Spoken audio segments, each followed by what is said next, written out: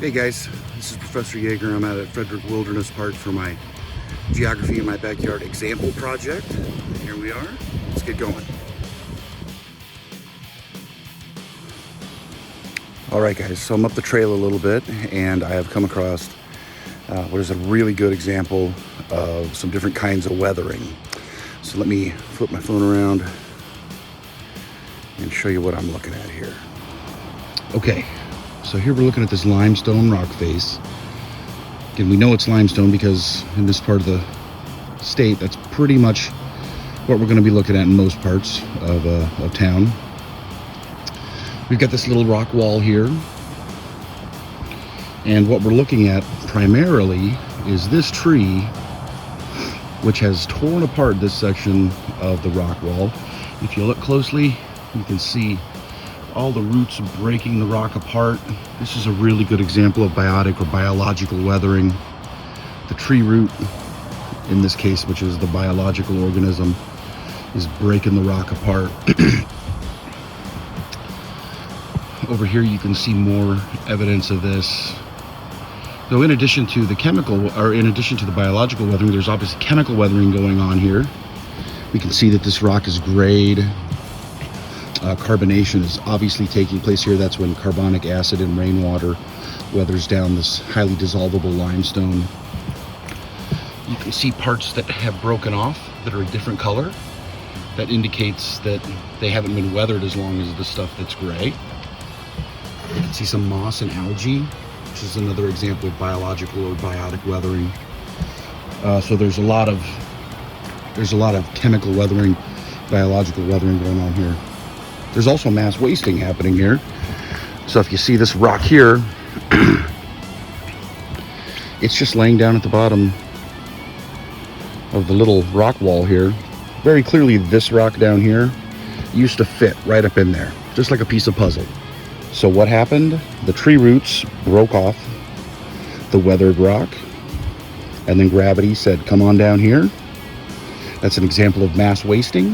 Of course, that's simply rock fall. We've got another example of what is eminent mass wasting right here. This rock right up here, right underneath the tree, has broken off, and as that tree grows and as the roots get under there, eventually this rock is going to fall down here. Another example of mass wasting. All right, guys, so I'm a little further up the trail here, and I found a little stream that shows some of the processes that we've talked about when we were talking about meandering streams. I'm standing in the stream right now, which you can see clearly doesn't have any water in it or anything like that. Even though it's been raining, that tells us that this is an ephemeral stream. This stream's only going to have water in it right after it rains, or possibly after it rains upstream and the water makes its way down here. So what's interesting about this place that I'm standing right now is that I'm standing in kind of a bend of the stream, what we call a meander. And so let me turn around my camera so I can show you a little more about what I'm seeing. Okay, so here I am. You can sort of see the way the stream bends along in here. There's a meander that sort of comes along this way. And along the outside of this meander, you can really clearly see that we have a lot of weathering and breaking down of the rock wall on the outside of the stream here. You can really clearly see down here where the water usually flows. We've got a lot of weathering and erosion underneath here, so much so that there's this little overhang here. See this little overhang? Because water is moving faster on the outside of this meander, it's going to do the weathering. On this side, we're going to get what's called a cut bank. On the other side, we don't have any real visible weathering into the slope or anything like that. That's because water slows down on the interior, and we get what's called a point bar. That's because water slows down over here. It can't carry as much stuff, so the water slows down and it's going to deposit that material. If we go down here just a little bit further, the little stream changes course And we have another meander down here. And so we can see that the sides where the water flows fastest switch. So down here on this side, this is the outside of this other meander. And again, on the outside, we get this weathering, we get this sort of vertical rock face. Again, down at the bottom, where water is most commonly flowing, you can see areas that are more weathered than up top. This little stream that I'm in is a pretty little stream, so it's not going to fill up with water very much. Alrighty, so I'm a little bit further up the trail. I'm actually a little bit further up in that stream I was just walking in, and I've come across another really interesting little stream feature that I'm pretty surprised to find in this little stream. Let me turn around the camera and show you what I'm looking at. I've come across this vertical rock wall that almost kind of looks like a little amphitheater. Let me give you the lay of the land here. Elevation is higher up there, so when it rains, water runs down in the stream channel down here and then goes down that way to where I was, okay? So what I'm looking at here is this little rock wall.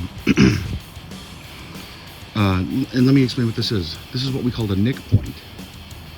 And nick points are places where, because of the varying hardness of the layers of sedimentary rock, remember that limestone is a sedimentary rock, we can have some hard layers and maybe a little softer rock down here so that it weathers at different rates.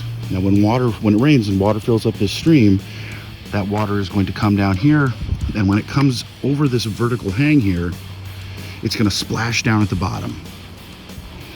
Also, all the stuff that it's carrying with it is going to crash down at the bottom. What that's going to do is it's going to weather away the softer, more easily erodible parts of this rock face. So we can see right here how in here there's an overhang. That's because this layer here is obviously more easy to erode than this layer up here. So what's going to happen here over time?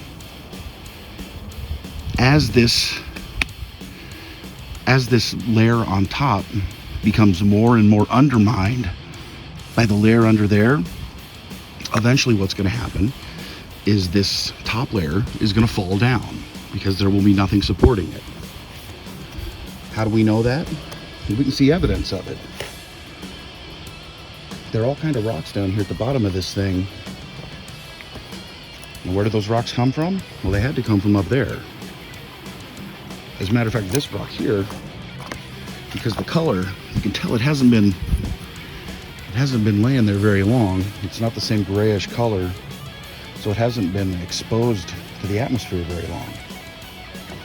You can also see, if we look underneath here, how all this rock is weathering away. There are tree roots under there that are also tearing this rock apart. So over time, this nick point is going to move upstream that way. And when it does that, the average depth of the stream gets deeper. This is one of the ways that streams downcut things. There's another example over here of carbonation. We talked about that a little bit ago. See all these little marble-sized holes in the rock? That's what happens when carbonic acid in rainwater reacts chemically with limestone. So that's another really good example of that. It's around here all over the place. All these rocks show things like that. Back a little bit further down the stream I've been in here, there's a little bridge that crosses the stream. So if we look at that stream behind me, you can just see how it sort of straightens out next to the trail. All of this stuff in the stream bed, where did it come from? It all came from up there. The stream brought it all down here, the big pieces, the little pieces, all of it. I'll call all that stuff alluvium. You may notice that it's not nearly as round as what we think about river rocks. And normally we would expect alluvium to be sort of rounded off. I bet if we dug around there, we'd find some rounded off pieces, but this stream doesn't have water in it very often. So the process of turning these jagged rocks into weathered, nice round pieces of alluvium is going to take a lot longer. So that explains why There's so many jagged pieces of rocks down in here. But slowly over time, these rocks down here coming down the hill, making their way further down the stream down there. Takes a long time when there's not much water to carry these things, because that's the only way they move is when the stream has rain in it. And obviously that's not really very often around here.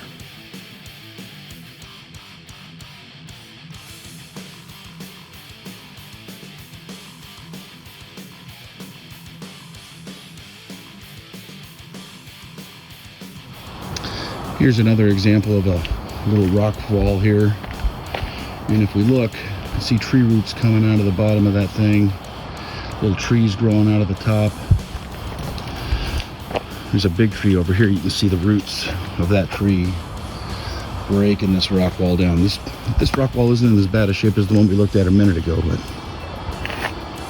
won't be long.